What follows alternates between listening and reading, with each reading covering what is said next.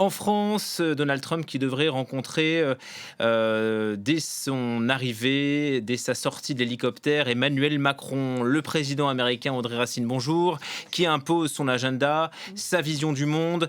Pour ne pas le froisser, le G7 a décidé de ne pas parler de réchauffement climatique. Pourtant, tous les signaux sont au rouge. Oui, tous les signaux sont au rouge, hasard du calendrier ou pas. Jeudi dernier, un rapport est sorti qui nous indiquait que le réchauffement d'1,5 degré de notre atmosphère par rapport à la période pré-industrielle serait atteinte autour de 2030. C'est donc demain. Il n'est plus possible aujourd'hui de l'éviter, d'autant que nos émissions de gaz à effet de serre continuent de s'accumuler dans l'atmosphère, même si le rythme a un peu baissé. Des dizaines de scientifiques du climat du monde entier ont donc collaboré à cet article qui met à jour des données du dernier rapport du GIEC paru il y a 5 ans maintenant. Comment est-ce qu'il conclut à l'imminence de ce dépassement? Eh bien, grâce à de savants calculs que je ne vais pas détailler, mais il conclut qu'en 2025, nous étions déjà à peu près 1,37 degrés de réchauffement climatique et leur estimation du rythme de réchauffement actuel, c'est à peu près 27 dixièmes de degrés par décennie.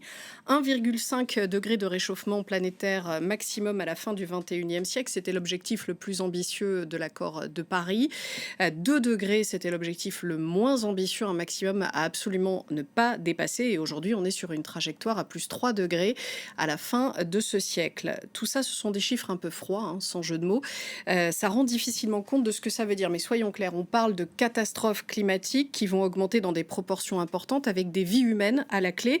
Donc le message des auteurs de ce rapport, ce n'est pas c'est fichu, baissons les bras, c'est il y a urgence, chaque dixième de degré compte, ce n'est pas un slogan, c'est une réalité. J'ai joint l'un des auteurs de ce rapport, Aurélien Rib, on l'écoute.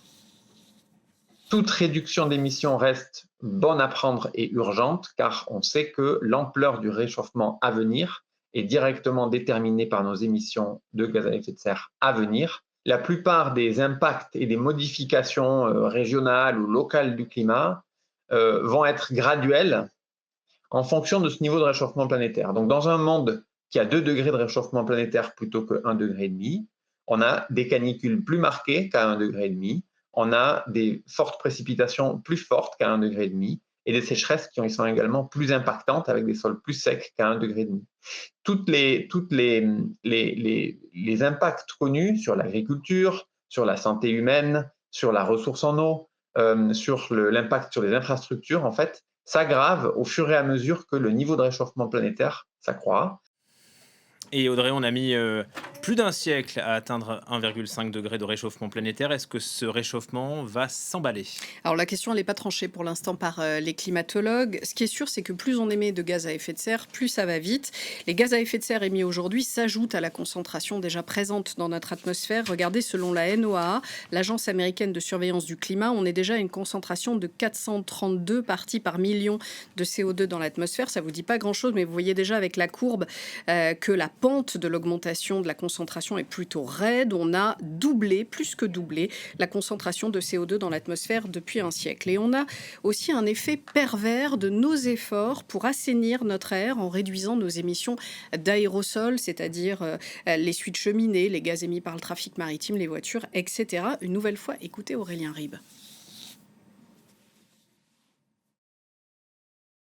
On a diminué à échelle planétaire les émissions d'aérosols, qui sont des particules qui ont un effet refroidissant sur le climat et qui ont masqué historiquement une partie du réchauffement lié au gaz à effet de serre. Et ça induit un réchauffement additionnel, ce qui fait qu'aujourd'hui, le rythme a augmenté. Il y a une accélération qui n'est pas un emballement du système, en fait, qui est directement la conséquence d'une accélération des émissions et d'une réduction des émissions d'aérosols à échelle planétaire.